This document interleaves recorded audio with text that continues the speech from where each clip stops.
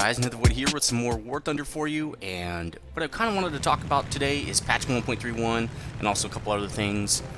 But to start out, this is actually some Japanese play. I haven't played my Japanese in a long time, and I figured you guys might like to see some different planes, and I really should be leveling these guys up. I'm still only rank 4, I think, on Japanese.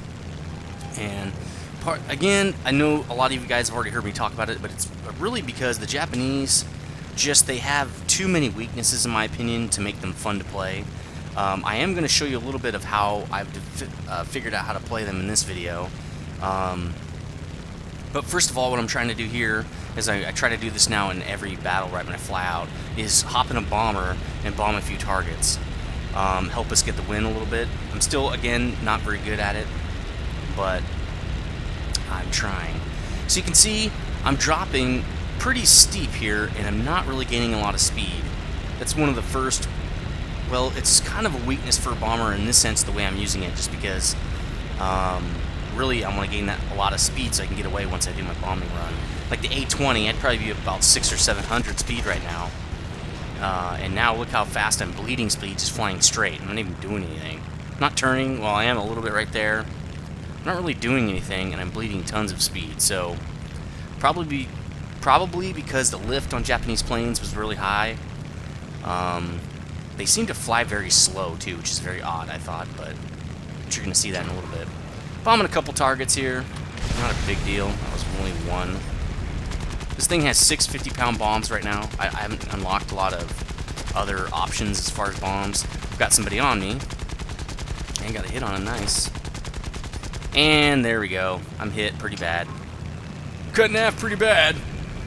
And bombed a couple more targets there. Well, one more target. Oh, 2 more targets. Yeah, okay. So that's nice. And the fire on this probably won't go out. I'm having a hard time turning right now. So it's just time to lay it down. I tried to turn right here. Not going to happen. So that's the end of this aircraft. So you can already see just how fragile these Japanese planes are. And this is in 1.29, so I'm sure in 1.31 it's even worse. Now, the A6M2-N is my first of the Japanese planes with cannons. This is a pretty decent plane. It's definitely a turn fighter, exclusively almost. A lot, just like the other Japanese plane you just saw me fly.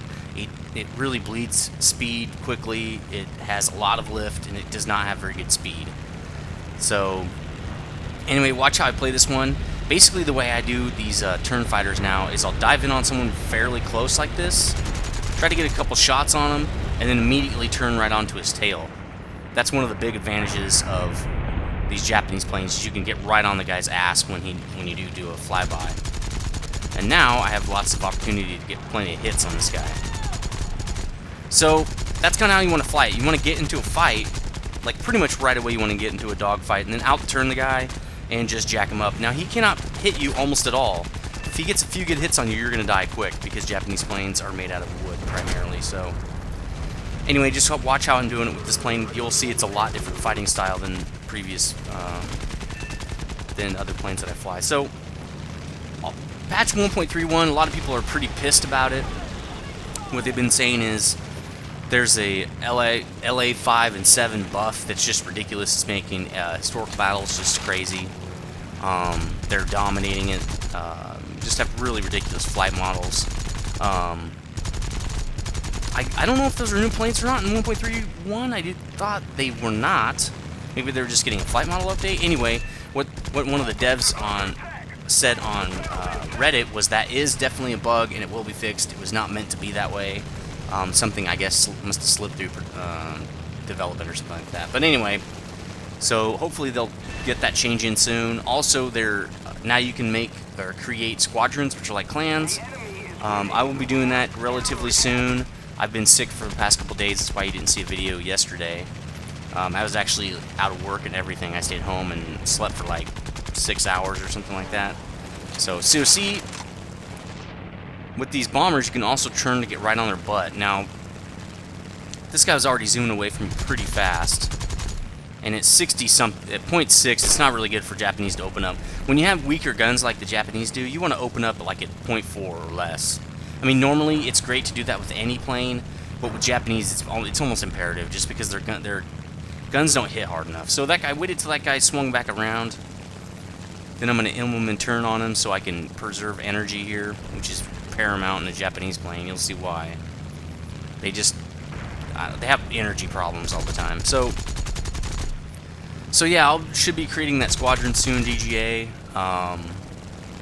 And that should be pretty cool. Get a bunch of people in. Remember, the requirements to join are you have to use TeamSpeak and be pretty active with squatting up and stuff. So I think it holds up to 128, so that'll be nice. It's a really nice size for us. We probably won't ever fill it up, I don't think. But we'll see. So another change people are liking, the damage models. It seems like everybody's like a 1 or 2 shot now, which is odd. One guy was saying he thinks that crew members have become too big. Seems like he said every time I get shot, I lose a crew member or lose a pilot. So I don't know. That could be just unlucky. I only heard one guy saying that, so it doesn't seem like it'd be a widespread issue. But yeah, everybody's saying that a couple shots, you're dead. I don't know. I guess that's good. That's probably how it should be. But again, if it is that way, I don't know. I'll have to play it first. I haven't had a chance to get on again because I've been sick. So I'll have to wait and try that. Hopefully tomorrow, I guess, because tonight is done. There's no way. Another thing I wanted to talk about was the PS4. They did a what's that called? A press conference at E3, or press review, or whatever it's called, and it was pretty cool. One of the biggest things that they talked about was there's no DRM, there's no always online, no Big Brother checking up on you, that kind of stuff, which is pretty awesome. There's also going to be used games. You can share games with friends. Nobody cares about that. So, I mean, they don't care about that. And there's a cool video about how to actually share a game with your friend. I'm going to post the link in the video description. Go check that out. That'll show you how, with the PS4, to share games with your friends. So I think I'm definitely going to get the PS4. The PS4, well, the Xbox One's price point came out a couple days ago. It's $500. And the PS4's price point came out during that little conference. It's $400. So they're already actually beating them on price by 20% as well. I think also the PlayStation Network is free. I don't know if you have to pay like you do Xbox Live. If it is free, there's another bonus. I'm not really positive on that one, so let me know in the comments if that's true or not. But I think the PS4 is definitely the next gamer machine. The Xbox had it for a while. The first Xbox was really popular, and Xbox 360 was really awesome. But then, being Microsoft, really, they got away from themselves, trying to make it too big. Just getting too crazy with it, you know. The gaming console is supposed to be for gaming first, and then, you know, you can do some improvements and stuff, but don't make it the focus of the new machine. Like having to have the Kinect in order to even play your Xbox is stupid. You shouldn't have to have that thing connected. Plus, another problem with that is, if it breaks, you got to buy another one, or you can't play your Xbox. Now, the stupid thing about the Kinect being mandatory is, what if you don't have any games with Kinect? Like, what if you just want to use the controller? You don't care about controlling it with the freaking virtual reality thing, camera, or whatever it is. So why would you make it mandatory that they have it? So I don't know. I think that's stupid. PS4, you can buy a Kinect-like camera, but it's not mandatory and it's optional, and you buy it, you know, it's a separate purchase, which I think is great. And I'm sure that's part of the reason they could get their console to be $100 cheaper. So I'm sure the Kinect is about $100, and there's the extra added price point there, added $100 to your price point. So I don't know. I think PS4 all the way. A lot of my friends and YouTubers are going to be buying PS4s, not Xbox Ones. I think they really blew it. I think Xbox really blew it right there, but whatever. So you've seen how to fly this plane, kind of. It turns really well. See, when I like to dive right into a turn fight, I actually try to overshoot people on this on purpose, because I know that I can turn faster than they can. So you can see, I flew away from this guy till he's engaged. Hurricane is pretty good turn fighter, and I'm just going to out-turn this guy, no problem. So now he's cutting into me, but watch how fast I get on this guy's butt. Look at that turn speed. Look at that. Super tight turn. And now I'm taking him out. Oh, man, I really wish I would have got a shot on the pilot, but no. No, the roll rate on this thing is pretty bad, actually. I think that's partially to do with the lift. And, ooh, there we go. Dang, finally. So he's dead. But the cannons on this thing are actually pretty powerful. I liked them a lot. Now, right here, my wing is getting kind of messed up, and I was having a hard time doing an Immelman on that guy. Trying to use my elevators, or my ailerons there. And he crashes for no reason. Okay. Man, that sucked, because it was like an easy kill. I wanted to kill that guy. So I had a pretty good game here. I don't want to blow it, I guess, but look at that. I can't even do an Immelman anymore. It's like one of my signature moves, whether it's needed or not. So this guy was gonna fly at me. He probably would have done it if he didn't know if he knew my cannons were out. He probably would have kept flying right toward me. Maybe his cannons were out. But here's the bad part about this plane: it has no speed. As you can see, 270. This is about top speed for this plane. And when you're over 270, like if you dive on someone, it wants to be at 270. So it will slow down even on a dive. It slows down, which is pretty bad. I don't even know if that's the way it really works. So that guy's dead. Flying straight at a guy with cannons, not a great idea. Oh, and then I get turned on this guy by this guy. Now, you cannot fly these planes with the wing out. That's another thing that's a lot different, at least that I've noticed with Japanese, at least with this Japanese plane in particular, is once your control surfaces are out or wings are out, you're pretty much down. You're dead. The flight model is not forgiving at all. Look at this. I can't even roll. Luckily, I can kind of roll this direction. I was trying to keep with this guy, but I tried to do a maneuver right there, and that was it. So don't expect to be flying this thing with black wings or anything like that. So now that guy killed me, but only because I stopped chasing him. What I should have done is done an Immelman and watched him for when he turned around and then turned back into him.